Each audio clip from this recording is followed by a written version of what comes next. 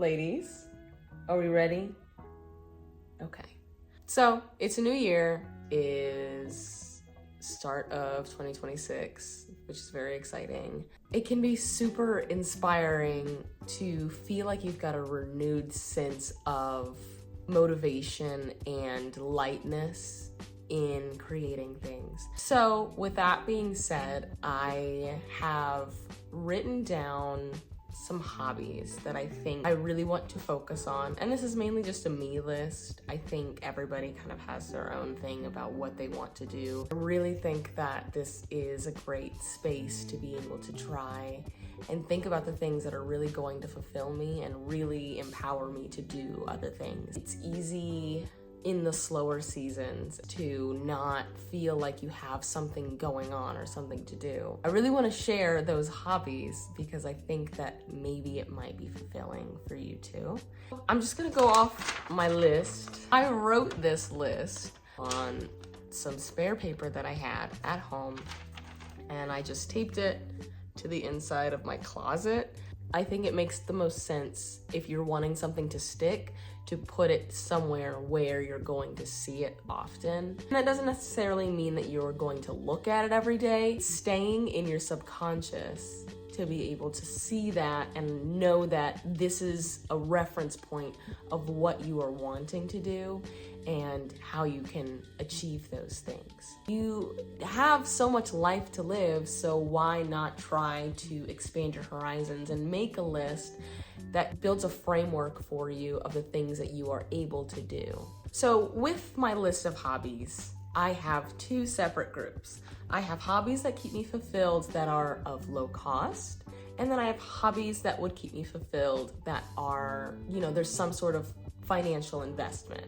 I am currently in the space of low to no cost because I have gone through a lot in the past year. I've moved twice, I got 2 cats, and I am just trying to rebuild the things that are going on in my life.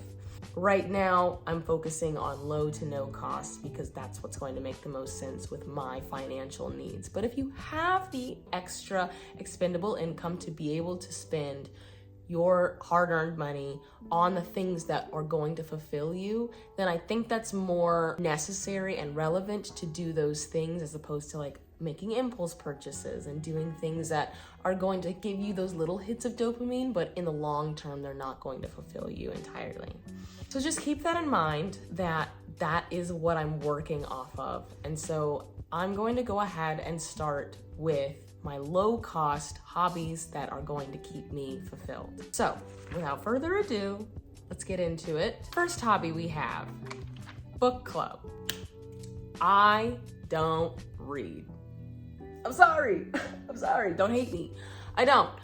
I'm doing my best. Whenever I feel like I want to read, I get overwhelmed with trying to figure out what it is that I'm actually wanting to consume. Typically, it is romance. I am a sucker for romance in any capacity, in real life, in fiction, in parasocial relationships, I suppose. I love, and I can't deny that. Anytime that I can consume love in any capacity, I crave that. In school, having to read books and read things for assignments, you kind of have to read like this amount of chapters by this date, and then you guys are gonna discuss this section of chapters. And in my brain, that sounds so correct. I can't explain it. I think maybe it's just that I crave order and structure. It's like how, 10, 15 years ago, whenever you'd watch a show and be like Thursdays at 8 p.m. and everybody's tuned in, everybody's on Twitter, and they're all posting updates like minute by minute of the episode, the one episode that came out because it wasn't a whole series. And so everybody's staying up to date on the one episode that came out, and they're waiting until next week to hear about the next episode, to post about it, to be, in that swing of things with other people. That is basically what I'm trying to create with a book club. Now, mind you, I don't want to create the book club because that sounds awful, but I do want to be a part of a club of some sort where I can, one, expand my connections with other people, which is very scary for me, but very necessary. And two, I can expand my reading horizons and try new books and try new flavors and see what tastes good for me. Okay, on to the next. Yoga and Pilates. I'm wanting to do these at home. I have recently gone to a class that does like Bikram yoga, and I've never done that before. There's so much room to focus and just take in the moment of being in class.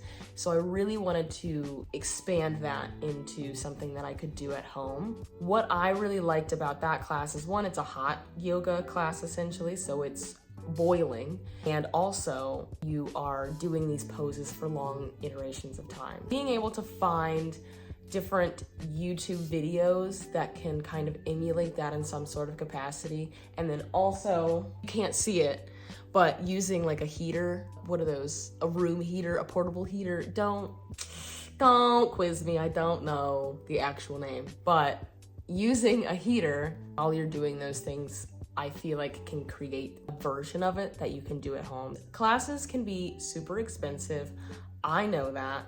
So what I want to focus on is doing the best that I can with what I have. Next thing I have on the list, and these are kind of neck and neck, same concept, is baking or cooking specifically for other people.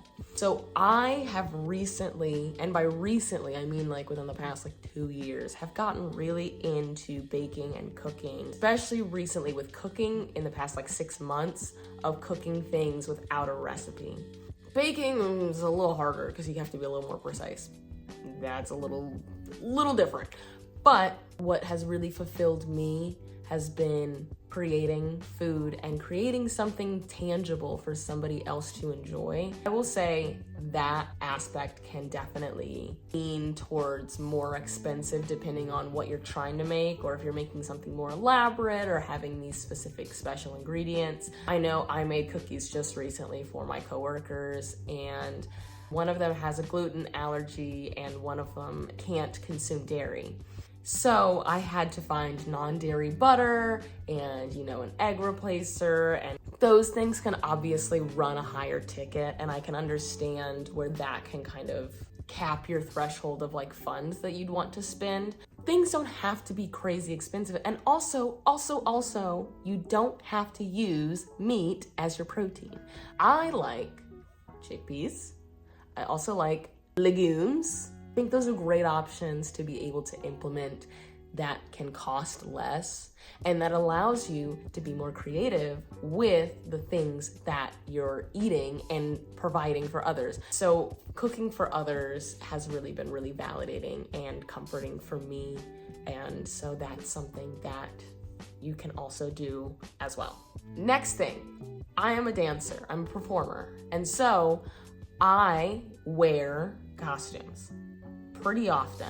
Every gig actually has a costume of some sort. What I do is I like rhinestoning. Not everybody does, and I can understand because it's tedious and it's annoying and you can get really high off the fumes if you're not careful.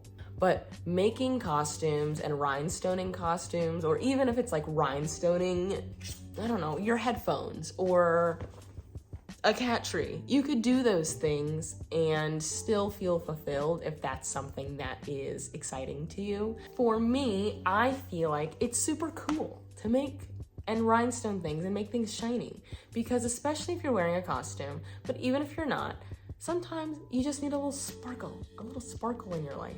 And I really like doing that. And maybe you might too. Next on my list, sewing or altering my clothes. Now, this one is slightly dependent on if you have a sewing machine, but also kind of not as well, because you can also hand sew. My hand sewing is bad sometimes, but I can get away with most things. I have certain clothes that have little snags here and there. They've got like a little hole or things like that. And those things are pretty low cost. For me, it's really about taking clothes that aren't really my style, or taking things that I'm not for sure that I have a plan for, but I like the fabric or I like the look of it, and making it into something that I would actually wear. If you also want to sew or alter clothing, and this can also go back to rhinestoning as well. It's, you know, adding things and rhinestoning and making things more interesting and sewing them to fit you better or to hug your, you know, your curves or lack thereof. I think that's a great idea. Next things I would say is nature walks. I am not a hiker. I did it one time in Denver. I thought I was gonna die. Would I do it again? Maybe. I would much rather a walk. However, I live in the Midwest. It's cold outside, and I don't want to be outside any longer than I have to. So this is more of a seasonal thing, but most places that you can go to, especially in nature, it is free, typically. That can be really fulfilling, to be able to just walk out, see nature, and experience what there is outside of your four walls. If you're not feeling like that is for you, then I also think taking public transportation can also tie into this. Here we have a street trolley that takes you through the city. I live in like a big city for the Midwest. Being able to have that is another way for me to get around and get around faster, but also still experience nature and experience outside without being outside.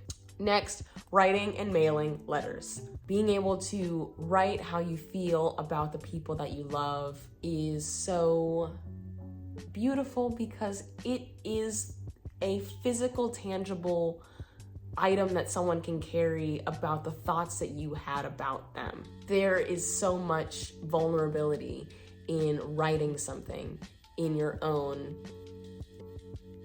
pen. Is that what you say? In your own penmanship, even as friends or like your parents or grandparents, a mentor, but feeling like, I feel these feelings and these are the things that you've done for me and these are the things that have impacted me about our relationship and how we connect, and physically giving that as a time-marked piece of evidence of, this is how I was feeling in this moment about you and about us. It is so impactful and powerful. I keep so many of the notes that have been written to me because they mean so much to me, and I think that that is really nice to be able to give to others. Last thing on the list for free hobbies would be journaling. Contrary to what I just said about writing things, I don't like to write when I journal. My thoughts move a mile a minute, and I do not have the capacity to be able to sit down and write a bunch of things because my hand hurts and my brain moves too quickly. I have a Google Doc and I type my journal. If that's something that's going to be super overwhelming, or you fear that someone could look at it, then maybe you write it on a notes app and you lock the note. You could also just physically write it, because I know people like to do that. I just feel like I have so many things to get out that writing it is a lot more succinct than I want it to be. I think very chaotically. So my journal needs to reflect that and where my brain bounces around, so that I can understand how I was feeling in that moment. Not all the time do we have the space to validate our own feelings, so journaling can be one of those spaces where we can feel the things that we need to feel and just get them out. The biggest and best thing for myself, and I think in general, is just getting the thought out of your body. When you have things that are creating tension inside of you, you feel it somewhere in your body, whether it's your chest or your stomach or like in your hands. Being able to put it somewhere and word vomit it in some capacity can help. And that can look like venting to a friend, or journaling, or making video diaries. Being able to give yourself that space is going to be so beneficial to you and to your growth. I think that'll be really helpful to be able to have that space for yourself and to validate your own feelings. Now, on to hobbies that keep me fulfilled but are a little pricier. If you can afford these things, sure, go for it. You can make this as expensive or as cheap as you want it to be, and that can kind of go into your low cost, no cost sort of situation. And so I'm gonna kind of touch on the same things just so you have an idea of the items that I am going to do my best to implement once I'm able to fund the things that I want to do. First things first is YouTubing and podcasting. The reason why this can kind of go into both categories is because depending on what you want to spend to be able to do that is kind of where it becomes up to you as to how you want to function that. Really, for me, I think I would feel better if I actually had maybe a mic. I probably would have something to do with my hands because I don't know if you've noticed, I like to talk with my fingers, my fingies. So I think that would definitely help a lot. Maybe a light, but it's fine. If that's something that is interesting to you, or even content creation, if it's like TikToking or making reels. The reason that I wanted to kind of sit down and do YouTubing specifically is just because I'm a yapper. I love to talk. That could be something that if you want to do that, you're also more than welcome to do that as well. So just putting that out there, you take from it what you will. Next is going to hot Pilates or hot yoga. Obviously, it's so much easier to be able to feel inspired and feel motivated when you have a coach or you have somebody to tell you what to do in class, so you're not feeling like you have to come up with something or that you have to set your own space up where it's already set up for you. If you're able to do it in a class, I think that's really beneficial because it keeps you consistent on a specific time schedule, but also with an instructor and with a class that you know the pace of and you can feel confident and comfortable in that. But if that's not something that's available to you, then do it at home. Next thing, going to the gym. As of right now, my muscles are purely for decoration. My legs are pretty sturdy, but my arm muscles, purely decorative. They look great. They look like I've got something going on. I can't lift a feather. That is something that I think would be really beneficial to go to a gym. And you can find gyms that would be a lot cheaper and a lot more accessible. However, I don't want to do that. Now, I have been to a gym before that was like almost $300 a month. I was not paying for that. I would never pay that much for a gym. I thought that being there was a waste of money. Of course it's a waste of money. To me. But of course it's a waste of money. It's $300. So, but if that's what your flavor is and that's what you can afford, dog, do it. Next thing, photography. My friends have photos on their Instagram of pictures that I've taken of them, and dog, you don't understand how fulfilling that is to be able to see the pictures that I take of other people. It's always on my iPhone. I don't have the money to pay for a camera, and that's where I think I'd want to invest at some point, would be in a camera and in like editing software and learning how to edit. Really enjoyed just the snippets that I'm able to find the angles and take good pictures of people. But it's definitely up there in terms of price. So work with what you've got if that's something that you want to start out with now. But I think eventually I would like to get into more of that seriously if I'm able to in the future. Last, but certainly not least, would be furniture hunting. I moved here in September.